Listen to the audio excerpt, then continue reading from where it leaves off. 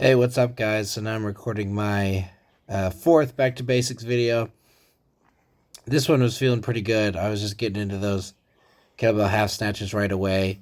I think this is the one where it was super hot. I'm recording my voice over a few of them at the same time, but I was still getting the work done. Oh, this is definitely the one I was super hot. I can already see the pit stains. It was a sweltering day.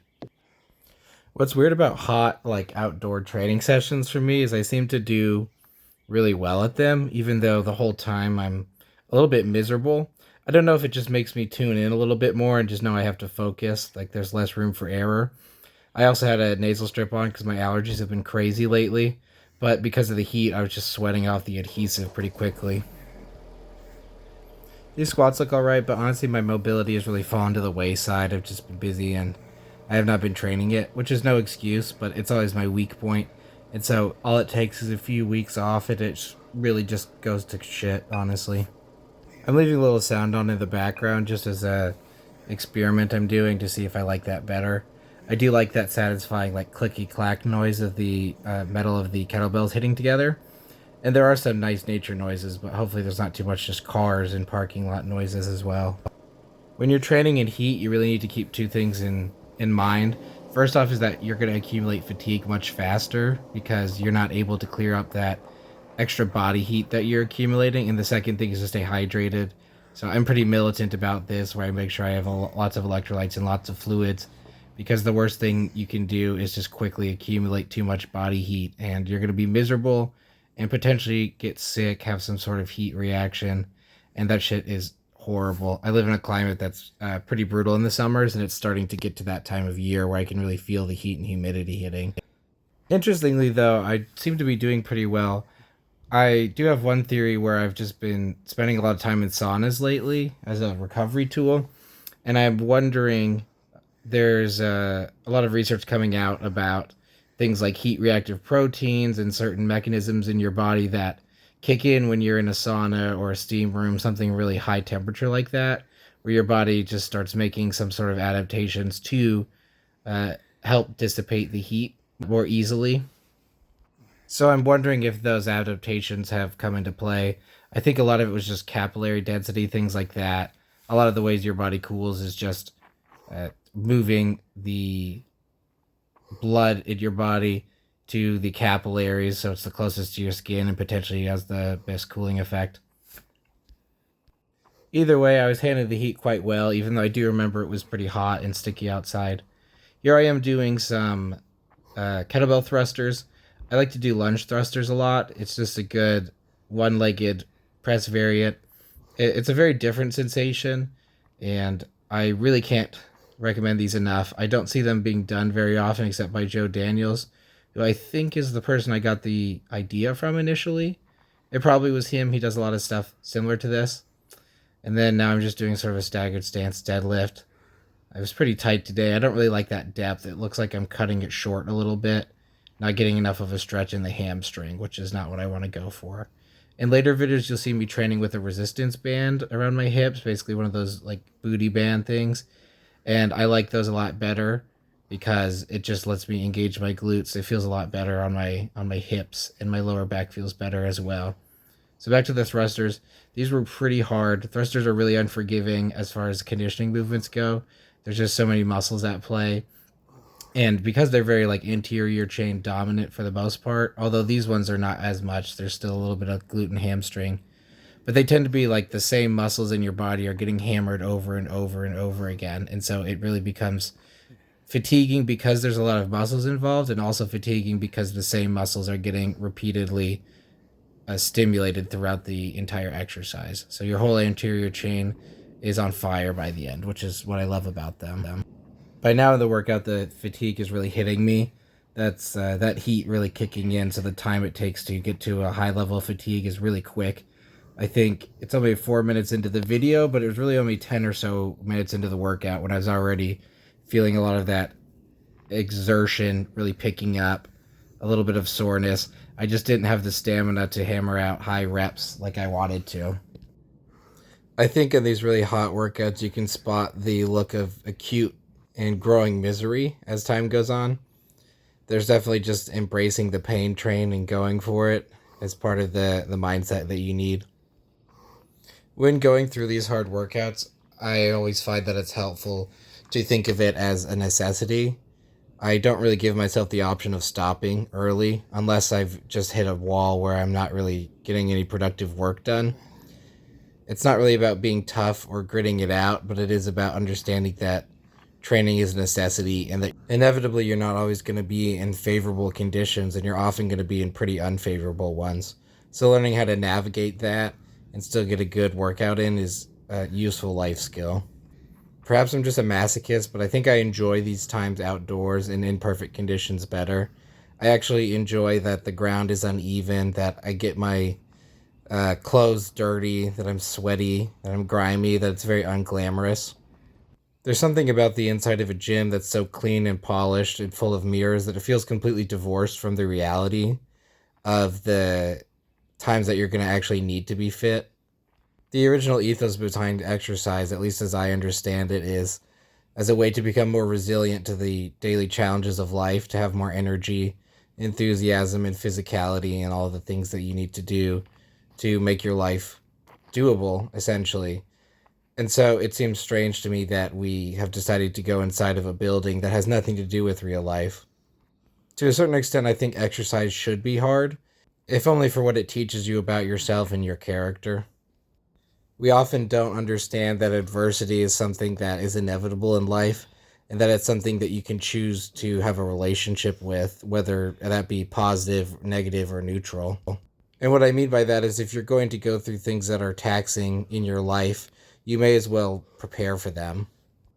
I also view exercise as one of the most ultimate delayed gratifications. Sure, I do get some endorphins and some relaxation benefits in the short term, but it's really more about dealing with the crappy stuff that you don't want to deal with in the immediate moment so that later on you don't deal with more crappy stuff down the line.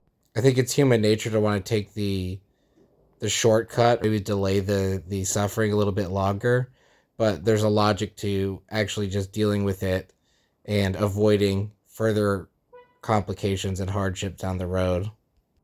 The other thing that helps me get through tough, uncomfortable, gritty workouts is just remembering that it's always temporary and that the amount of time it thinks it's going to take is still going to fly by. There's very rarely a workout where it actually feels like it's that long once you get going with it. There's a lot of momentum that you gather when you just start doing something. So if you can overcome that initial anticipation, then the momentum of the act itself is going to carry you through the workout because you've made a commitment to yourself to complete this thing, whether you realize it or not. Often on days when I don't really feel motivated to train, I kind of do a mental trick with myself where I say I'm just going to go for 5 minutes or 10 minutes, just some insignificant amount of time where you really wouldn't be able to get anything done. And I know that logically I'm not actually going to go there for 5 or 10 minutes because I've just gone ahead and taken the initial steps to begin that process. And by then, the habits and the structure that I've built into the years and years of working out will just kick over and you go on autopilot. I don't know what to call that exactly. Is it discipline? Is it willpower? I don't think it's willpower because in a way you're just smoothing the road to make it a little easier to walk on the next time. But maybe it's discipline. I'm not sure. The other thing I like training outdoors is the beautiful scenery. There's really nothing comparable to it. Even on a pretty ugly day where it's like gray outside, I still get to be around in the trees and the nature. And there's just a lot of mental health and emotional health benefits that you get from that. I think a huge part of stress reduction for people from exercise isn't just the exercise itself, it's when you're doing something outside. So people going for a run outside, I believe this is confirmed by studies as well. I'm not just like pulling it out of nowhere. But people going for runs outside, exercising outside, there's a lot of additional stress relief that they get just by being in a natural setting. So if you're able to find any sort of green space like this, I think it can be really important for increasing your enjoyment of the exercise. So to a certain extent, you can't really be that. You end up not really being in that bad of a mood, even if it is something hard, because at least you have something nice to look at and you're outside. You're not just like cooped up at work or school or whatever other obligations you have that kind of keep you stuck in one place. There's a sense of openness and opportunity, creativity, kind of enough structure of you have the underlying structure of the exercise, but you also have the openness and lack of structure of nature that I find gives me a lot of ideas. It's very instructive and interesting, and it makes me think about physicality in a different way. I believe it was Thoreau. I might be wrong on this. Henry David Thoreau, the guy who wrote Walton Pond. Although, fun fact about that, Walton Pond is like, at least at the time, was a pretty popular kind of vacation destination. So it really was not the middle of the wilderness like he was portraying it. I think I remember reading about him going home and having his mom do his laundry on the weekends, which is just something about that's very funny to me. Anyways, Henry David Thoreau had a lot of interesting writings about nature, despite the authenticity of his existence being a bit questionable at times. I still think he had some interesting ideas that are relevant. But one of the things I thought that was very interesting was he was a big fan of going out and almost studying nature, but not in the way that we think of studying, more studying it as in deeply concentrating on it. And just by being exposed to these kind of chaotic natural patterns, these rhythms of daily life, and seeing the complexity of the natural surroundings, you begin to get a greater understanding of what a complex system life is, and you think creatively and analytically in just a way that is very different than when you're confined in a space that is structured and predetermined the way that most human made spaces are. I think we often don't realize that we're slaves to architecture. We're slaves to our surroundings. We're responding to our environments. It's just how we're wired as animals. And so, if you don't choose the environment will make choices for you. I think it also allows me to see exercise in a more holistic way. You're almost seeing the end goals and the reason behind why you're doing something. And I think it's very important when you're trying to pursue anything meaningful that you understand the why, and that you not only understand the why, but that you go out and do things that remind yourself of what the driving motive behind doing these things in the first place even is. So when you're out in nature, it's not surprising that you understand the reason that you need to be able to move well.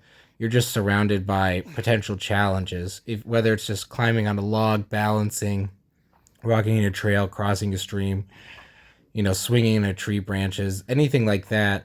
There's a certain level of physical competency that's just required in order to get by. I think the ultimate driver of physical training is practicality. Whether or not people realize that or not is a different matter altogether. There's a large element of commercialization because you can't really commercialize being practical and being resourceful. It doesn't incentivize you to consume, it doesn't incentivize you to buy new stuff, to take supplements that don't really do anything, or buy programs from questionable sources. I think the worst thing that could ever happen to the fitness industry in terms of their profitability and their margins is if people stopped giving a shit about what they looked like altogether and were just focused on what was healthy, what was useful for their daily life. The irony of chasing aesthetics is that people are often drawn to bodies that they perceive as being capable. There's a reason we look up to these highly efficient athletes, people who are outdoorsy, people who are well rounded and active in many different ways. So even on a level that we're not acknowledging, we're still drawn to that same practicality, that same survival incentive, but it's just being exploited, and we're trying to reverse engineer a capable body rather than pursuing a capable body and reaping the benefits of that pursuit. I often run into people who say things like, I would rather look strong than be strong. And to me, that is kind of an alarming mentality because it shows how myopic we've become as a society. I still understand the visual appeals as well. Like, I obviously did bodybuilding for several years. A lot of my training is still around maintaining muscle mass to a certain degree, although, clearly I don't care about having abs. I have engaged in the radical act of eating pizza too many times to have ripped six pack abs right now. Nor do I particularly care because my health is fine. I mean, I go to the doctor, my blood tests are completely normal. There's really nothing to worry about and nothing to really rock the boat over. So I think if you become too dogmatic and you say that appearances don't matter at all, or that pursuing something like fitness because you want to look good is a selfish goal. I don't really think that's fair. It's just, there's not a really bad reason for people to try to do fitness. It's more so just the training mentality where if you're completely focused on one thing and you don't understand the ramifications of what you're doing, you might end up making a choice that you regret later on.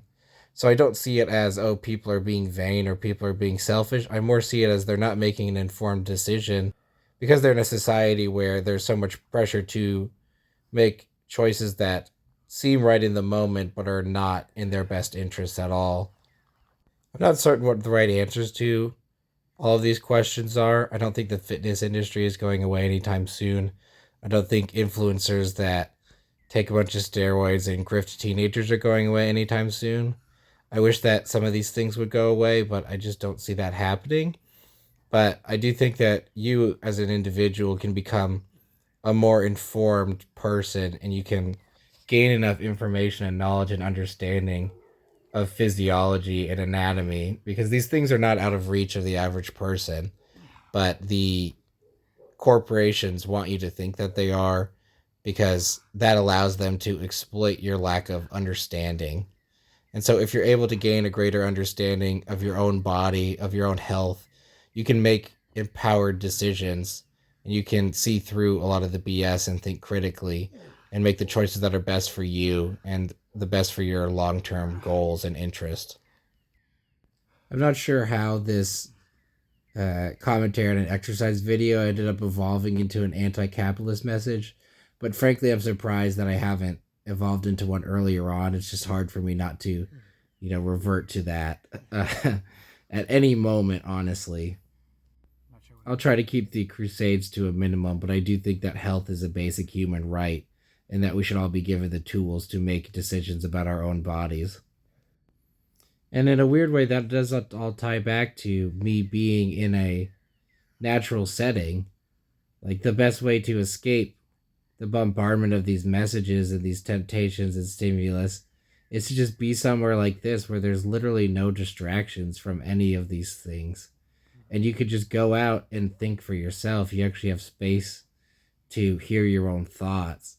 And that's going to be the most powerful way to gain an understanding of what really works. Even in the gym itself, if you're going to a lot of commercial gyms, you're going to be in a space that's heavily trying to pressure you into consumption. It may be filled with machines that aren't very effective, but they take up a lot less space and therefore they can cram more people into it. You may be tempted to sign contracts that you don't like. A lot of gyms sell merch, smoothies, whatever. There's a lot of fluff that's added on. So even when you're in the gym itself and you've kind of resisted all the misinformation to get there, you might still be having to grapple with all these things pulling you away from your essential focus, which is actually building a capable and resilient body. My message is not entirely anti-gym, it's more entirely anti-consumption in the sense that there are a lot of gyms that are positive communities and they can really be helpful for some people and they are motivating. So don't necessarily think that, oh, if I go to the gym, I'm doing things wrong. If you get a lot of enjoyment out of it, then more power to you. And I find that a lot of these communities, you're going to find like a local gym that really has that community team spirit, and you're going to get a lot out of it. And maybe not so much at a commercial gym like Planet Fitness or whatever else these things are called. But there is still a reason to go if you do like it. So don't feel like I'm bashing you or that you're doing something wrong if you like going to the gym every day and find that structure and that building rewarding.